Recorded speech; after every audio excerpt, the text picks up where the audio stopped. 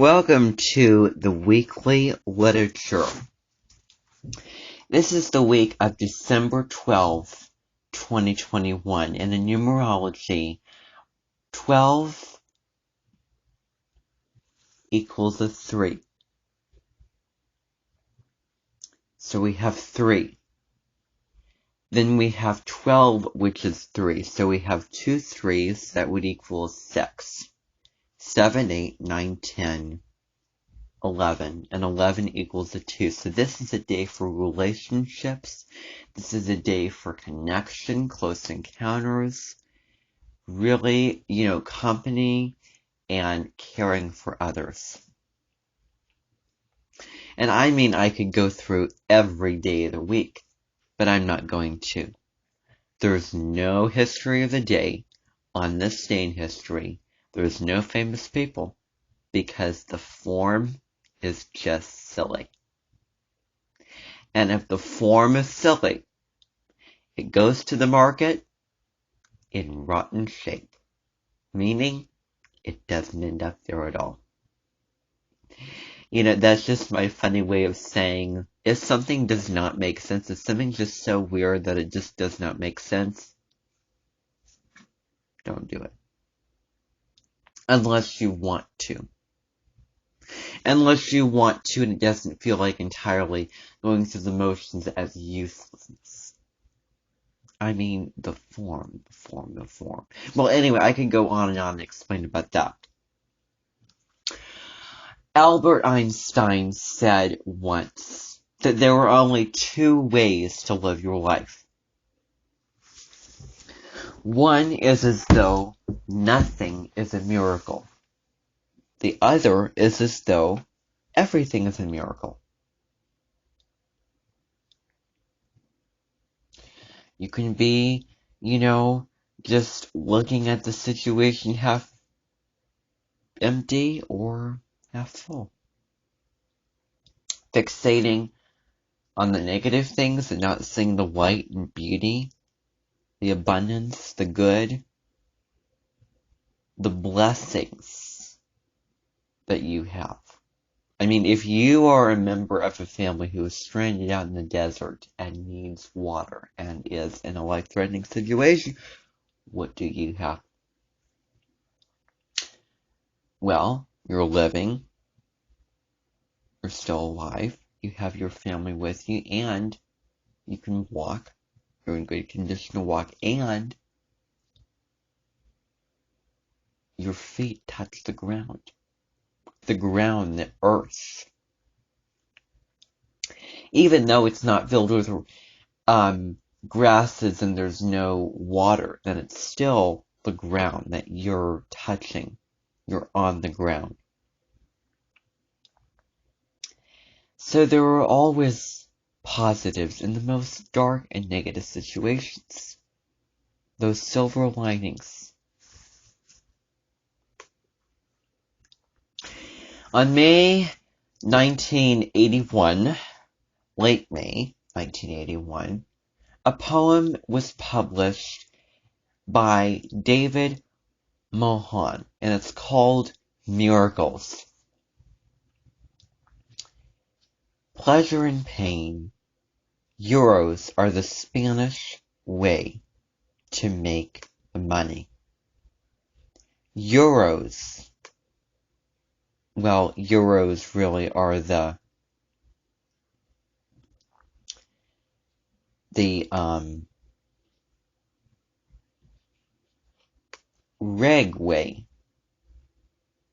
regular way. What's going on? Okay. So, this poem goes on for a long time. And this is just out of the question. I mean, there's no point in, oh wait, there is, because I just said so, didn't I? Let me see here. This is a good little thing. Okay, so here we go. There's no point, but there is a point. This philosophical sort of conversation that we're having and that we've been having for the past how many ever days into the Sagittarius. Verse 1. You phoned from Minnesota when the others passed away. Murdered by a stranger in her bed, your father 2 days later. Found her body, and long distance, there was precious little I could say. I thought of how I sometimes watched my body from a ceiling as it slept, but knew that I'd return. I'd return to wake, stare at the room, I would shudder into view, and I would join myself again. Later with Steve, you came to visit, and after a picnic at Hanging Rock, a film both lovely and unbearable. When and where? Those dead bodies don't simply lie down in the dirt, but vanish and survive somehow. We heard you walking through the house near dawn, all night, not able to sleep. In Mexico next day we ate and we drank at a restaurant in a cave, touristas overlooking the border fence.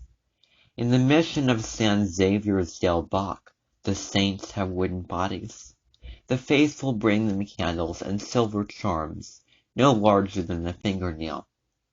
Miracles. Part of the body they pray will be cured.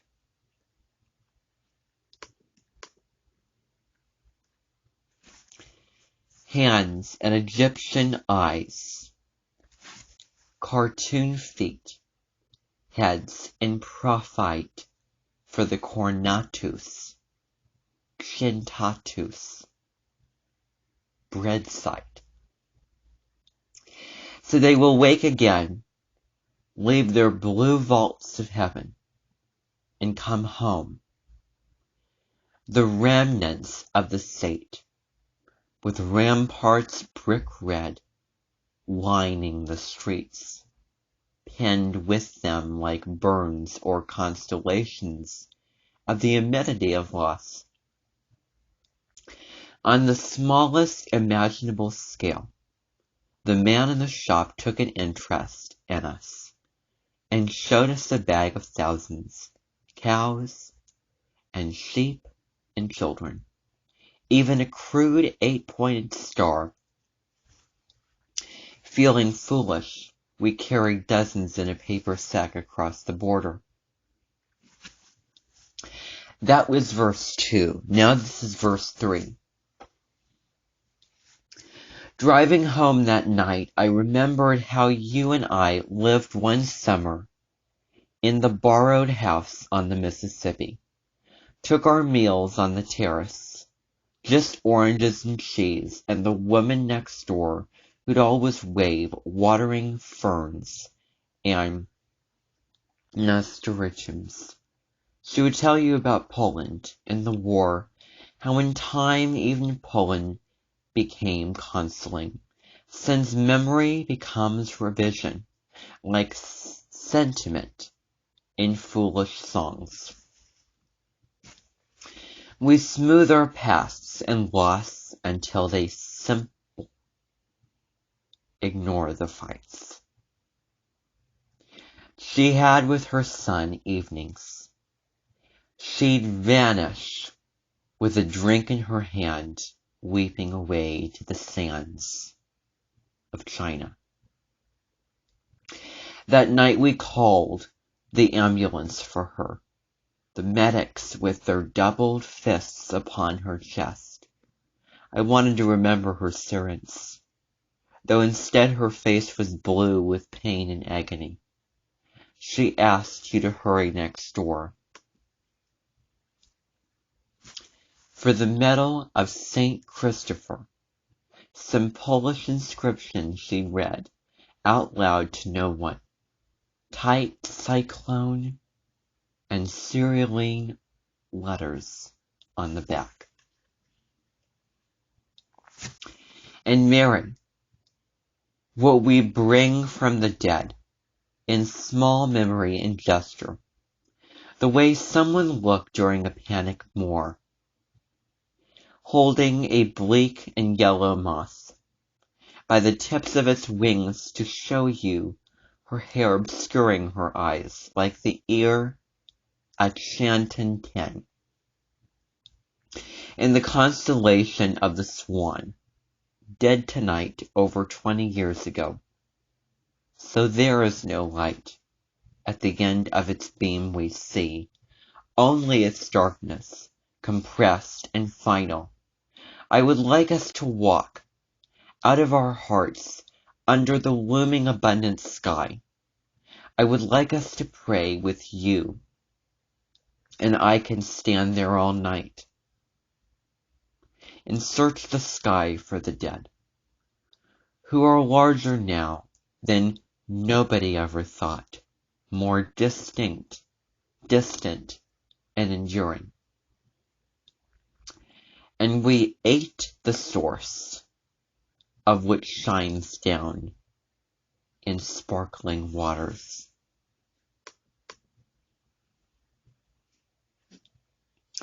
And that is Miracles.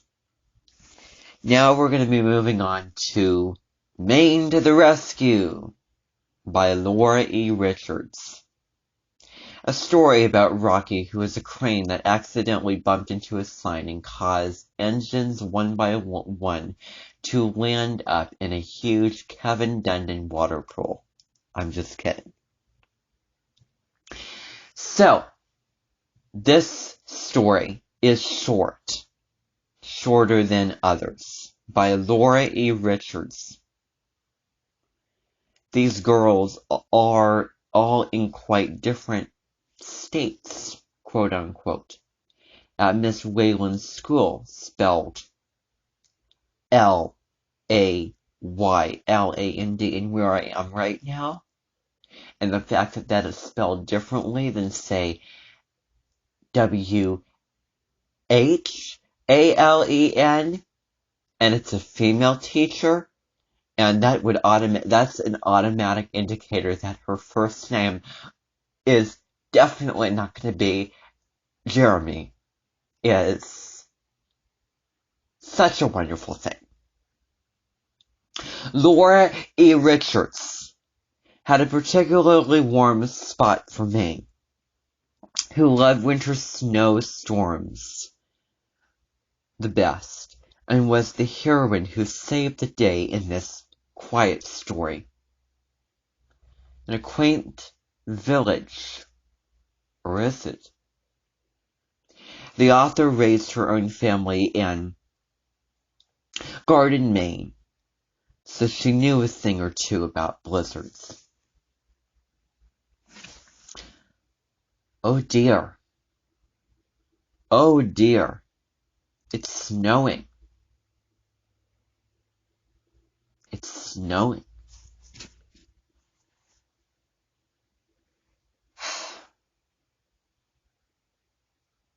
Massachusetts looked up from her algebra. She was the head of the school. She was rosy. She was placid as the apple she was generally eating when not in class. Apples and algebra were the things that she valued most in school life.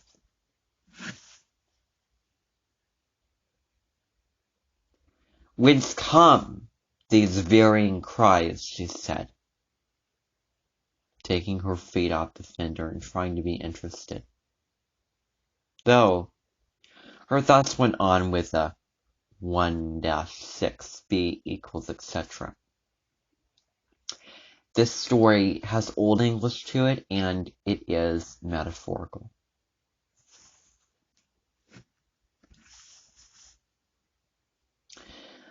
Oh, Virginia's grumbling because it's snowing, and Maine is feeling happy over it, that's all, said Rhode Island, the smallest girl in Miss Whalen's school.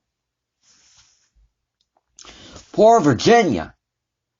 It is rather hard on you to have snow in March, when you have just got your box of spring clothes from home.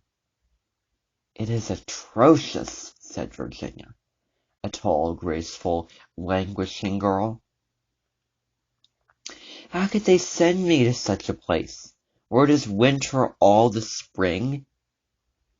Why, at home the violets are at blossom, the trees are coming out, the birds singing, and at home Broken Maine, who was a tall girl but lithe and breezy as a young willow, with flyaway hair and dancing brown eyes.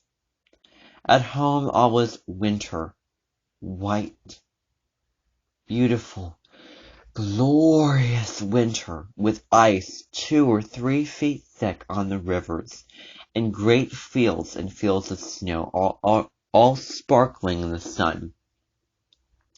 In the sky a vast sapphire overhead, without a speck. Oh, the glory of it, the splendor of it, and here it is neither fish, flesh, fowl, nor good red herring. A wretched, makeshift season, which they call winter because they don't know what else to call it. Now, I just want to take some time and analyze this a little bit. So, when she's saying these wonderful things about her home, is this truly how she feels? Or is this truly how she feels, but she is trying to kiss the way through the mouse? Meaning, that is she trying to not be acting like a victim? I think that that's real admirable. Come, come, said old New York, who was 17 years old and had her own ideas of dignity. Let us alone, you two outsiders. We are neither Eskimos nor Hindus, it is true, but the Empire State would not change climates with either of you.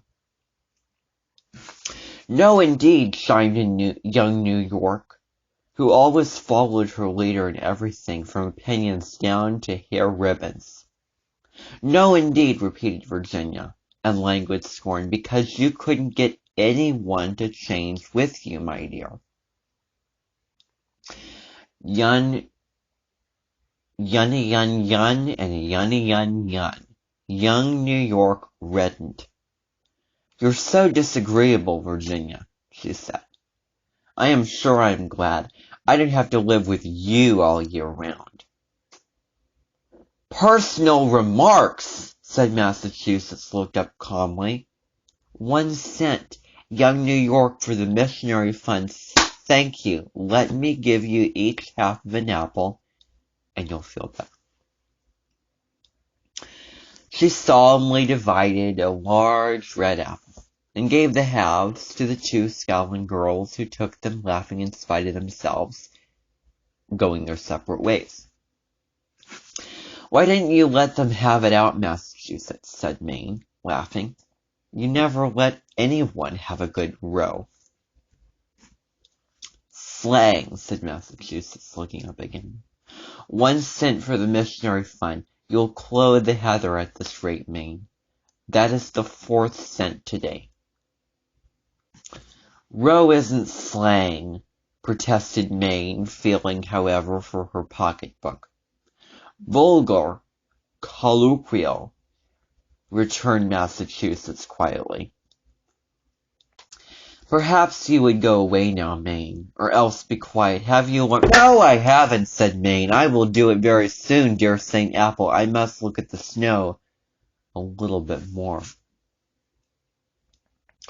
Maine went dancing off to her room when she threw the window open, looking out with delight. The girl caught her in a double handful, tossing her about, laughing for pure pleasure. She leaned out to feel the beating of the flakes on her face. "Really quite a respectable little snowstorm," she said, nodding approval at the wiring white dirt. "Go on, and you will be worthwhile, my dear." She went singing to her algebra, which she could not have done if it had not been snowing.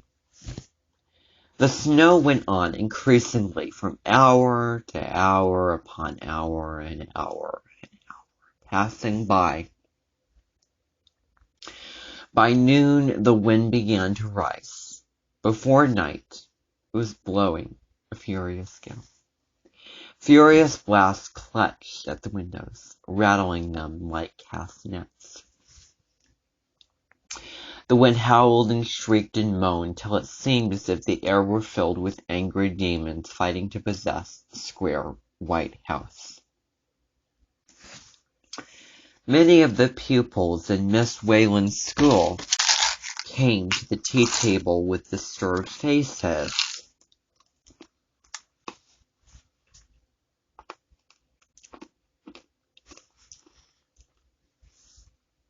But Massachusetts was as calm as usual, and Maine was jubilant.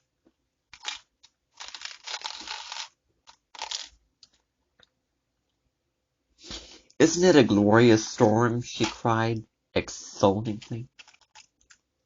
"I didn't know there could be such a storm in this part of the country, Miss Maryland." "Will you give me some milk, please?" "There is no milk, my dear," said Miss Wayland. She looked rather troubled. "The milkman has not come, and probably will not come tonight. There has never been such a storm in my lifetime," she added. "Do you have such a storm at home, my dear?" "Oh, yes, indeed," Maine said cheerfully. "I don't know that we often have so much wind as this, but the snow is nothing out of the way.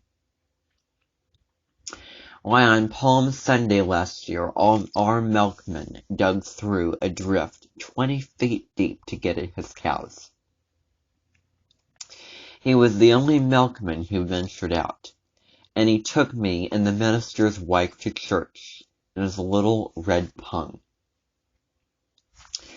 We were the only women in church, I remember. Miss Betsy Follansby, who had not missed going to church in 15 years, started on foot.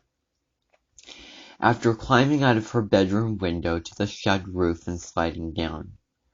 All the doors were blocked up, and she lived alone, so there was no one to dig her out.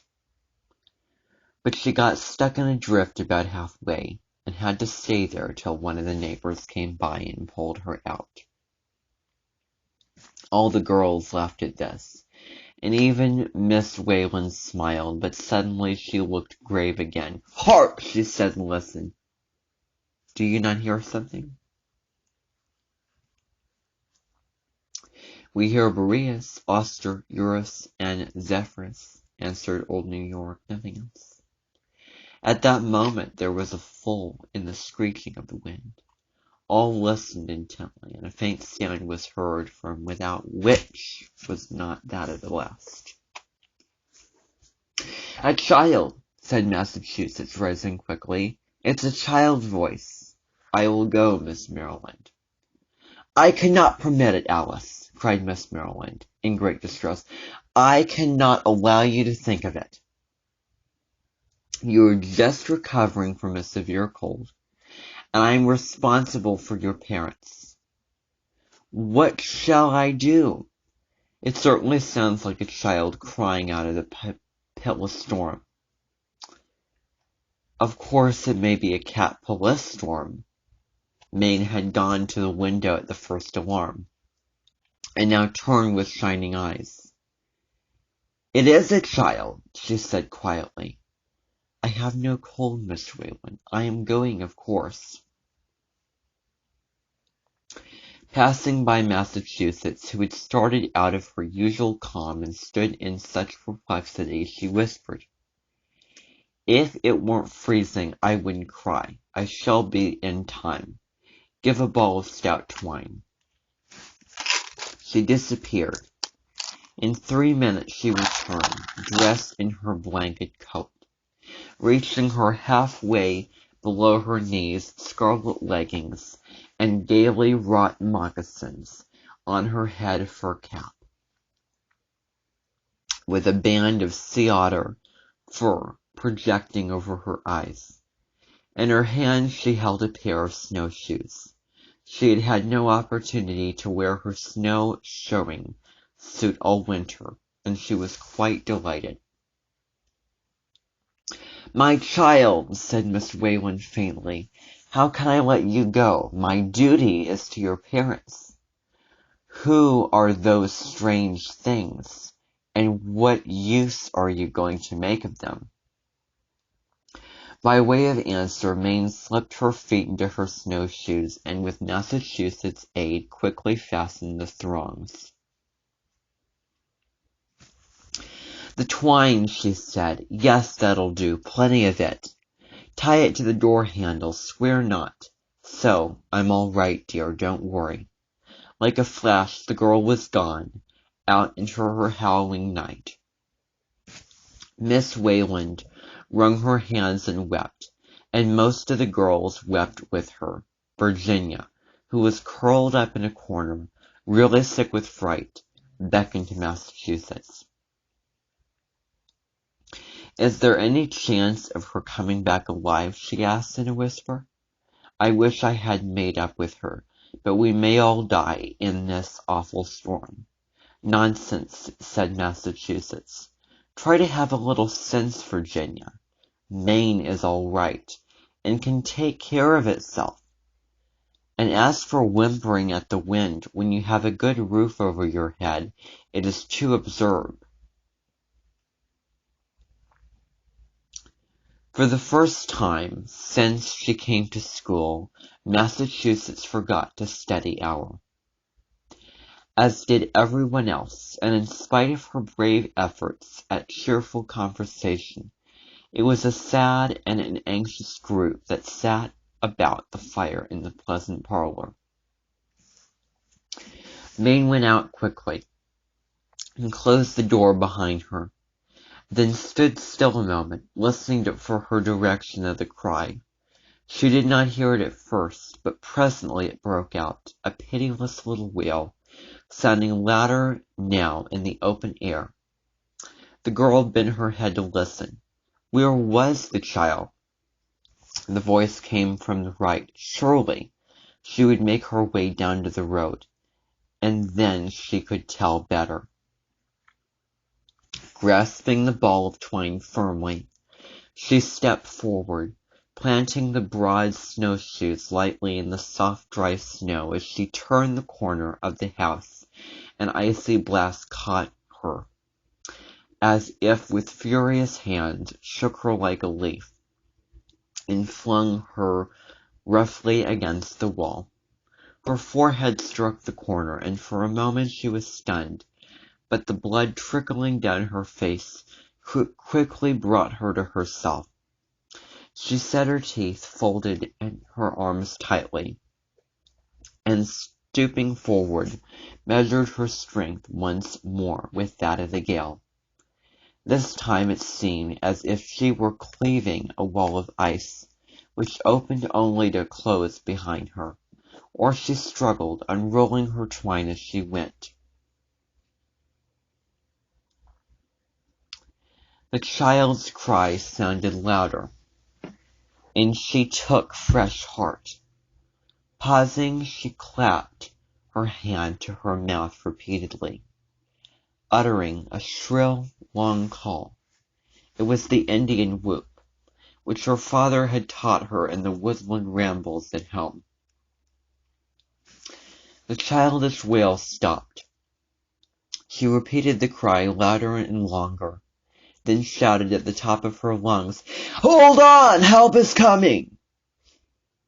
Again and again the wind buffeted her, and forced her backward a step or two, but she lowered her head and wrapped her arms more tightly about her body and plodded on. Again and again the wind buffeted her and forced her backward a step or two, but she lowered her head, wrapped her arms more tightly around her body, and plodded on. Once she fell, stumbling over a stump twice. She ran against a tree. For the white darkness was absolutely blinding, and she saw nothing, felt absolutely nothing, but snow. At last her snow shoe struck something hard. She stretched out her hands. It was the stone wall. And now as she crept along beside it, the child's wail broke out again, close at hand. Mother, oh mother, mother! The girl's heart beat fast. Where are you? She cried. At the same moment she stumbled against something soft. A mound of snow, was it? No, for it moved. It moved and cried, and little hands clutched her dress. She saw nothing, but put her hands down and touched her little cold face. She dragged the child out of the snow, which had almost covered it, and set it on its feet. Who are you? She asked, putting her face down close. Well, by vigorous patting and rubbing, she tried to give it life to the bembalmed, covering little figure, which staggered along helplessly, clutching with her half-frozen fingers. Benny Withers, sobbed the child. Mother sent for me for the clothes, but I can't get 'em. Benny Withers, cried May. Why, you live close by? Why didn't you go home, child? I can't, cried the boy. I can't see nothing. I tried to get to the school, and I tried to get home, and I can't get nowhere. Kept against this wall. Let me stay here now. I want to rest me a little. He would have sunk down again, but Maine caught him up in her strong young arms. Here, climb up on my back, Benny, she said cheerfully. Hold on tight round my neck, and you shall rest while I take you home. So, that's a brave boy. Oopsie now, there you are. Now put your head on my shoulder close, and hold on. Ah, how Maine blessed the heavy little brother at home, who would ride on his sister's back long after Mamma said he was too big. How she blessed the carryings up and down stairs, the horsey rides through the garden and down the lane, which had made her shoulders so strong. Benny Withers was 8 years old, but he was small and slender, and no heavier than 6 years old Philip. No need of telling the child to hold on. Once he was up out of the cruel snowbed, he clung desperately round the girl's neck and pressed her head close around the wooden stuff. Maine pulled her ball of twine from the pocket. Fortunately, it was a large one, and the twine, though strong, was fine, so that there seemed to be no end to it, and once more lowered her head, and set her teeth and moved forward, keeping close to the wall in the direction of Mrs. Wither's cottage.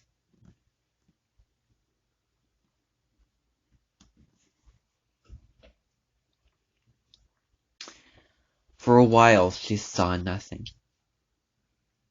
When she looked up under the fringe of otter fur, which, long and soft, kept the snow from blinding her. Nothing but the white, whirling drift, which beat with icy stinging blows in her face. But at last her eyes caught with a faint glimmer of light. And presently a brighter gleam showed, with Miss Wither's grey cottage, now white like the rest of the world. Bursting open the cottage door, she almost threw her child into the arms of his mother. The woman, who had been weeping wildly, could hardly believe her eyes. She caught the little boy and smothered him with kisses, chafing his cold hands and crying over.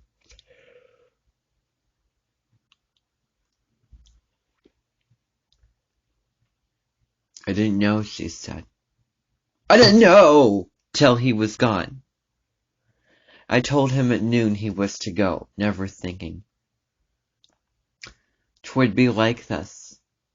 I was sure he was lost and dead, but I couldn't leave my sick baby. Bless you, whoever you are, man or woman, but stay and get warm, and rest ye. You're never going out again in this awful storm." But Mayne was gone.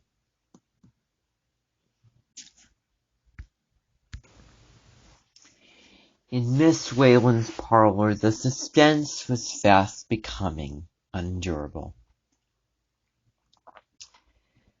They had heard Mayne's Indian whoop, and some of them, Miss Wayland herself, among the number, thought it was a cry of distress, but Massachusetts rightly interpreted the call, and assured them that it was a call of encouragement to the bewildered child. Then came silence within the house, and a prolonged clamor, a sort of witches' chorus, with wailing and shrieking without. Once a heavy branch was torn from one of the great elms and came thundering down on the roof. This proved the finishing touch for poor Virginia. She went into violent hysterics and was carried off to bed by Miss Wayland in old New York. Massachusetts presently ventured to explore a little. She hastened through the hall to the front door, opened it a few inches, and put her hand on the twine which was fastened to the handle. What was her horror to find that it hung loose, swinging idly in the wind. Sick at heart, she shut the door, and pressing her hands over her eyes, tried to think. Mayne must be lost in the howling storm. She must find her, but where and how? Oh, if Miss Wayland had only let her go first. She was older. It would not have mattered so much. But now, quick! She must wrap herself warmly and slip out without anyone knowing. The girl was turning to fly upstairs when suddenly something fell heavily against the door outside. There was a fumbling for the handle. The next moment it flew open, and something white stumbled into the hall, shut the door, and heavily on the foot. "Personal rudeness," gasped Mayne, struggling for breath. "You shut the door in my face. 1 cent for the missionary fund." The great storm was over. The sun came up and looked down on a strange white world. No fences, no walls, only a smooth ridge where one of these had been. Trees, which one day before had been quite tall now, looked like dwarfs, spreading their broad arms not far from the snow carpet beneath them. Road there was none, all was smooth, save where some huge drift knotted its crest, like a billow curling for its downward rush.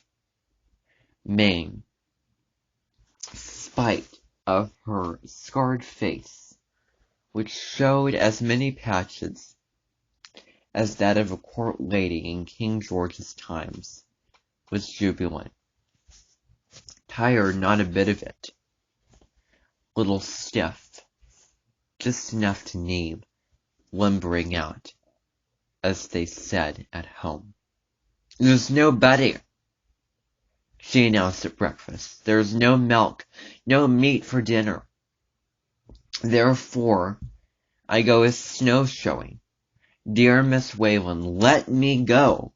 I have learned my algebra, and I shall be discovering unknown quantities at every step, which will be just as instructive." Miss Wayland could refuse nothing to the heroine of last night's adventure. Behold Maine, therefore triumphant, sailing forth, clad once more in her blanket suit, and dragging her sled behind her. There was no struggling now, no hand-to-hand wrestling with storm demons. The sun laughed from a sky as blue and deep as her own sky of Maine, and the girl laughed with him as she walked along, the powdery snow flying in a cloud from her snowshoes at every step. Such a sight had never been seen in Mentor Village before. The people came running to their upper windows. The lower ones were for the most part buried in snow, and stared with all their eyes at the strange apparition. In the street, life was beginning to stir. People had found, somewhat to their own surprise, that they were alive and well after the blizzard, and knots of men were clustered here and there, discussing the storm, while some were already at work tunneling through the drifts. Mr. Perkins, the butcher, had just got his door open, and great was his amazement when Maine hailed him from the top of the great drift, and demanded a quarter of mutton with some soup meat. "Yes, miss," he stammered, open-mouthed with astonishment. I've got the meat, but it wasn't. My team isn't out this morning. I don't know about sending it."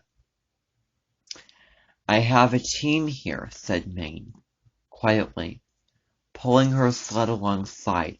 "Give me the mutton, Mr. Perkins. You may change it to Miss Wayland, please, and I will take it home."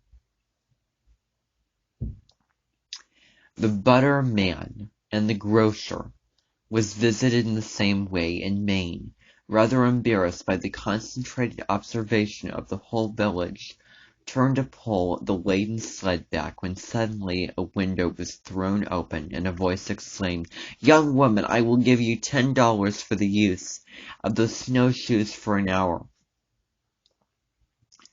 Maine looked up in amazement, and laughed merrily when she saw the well-known countenance of the village doctor.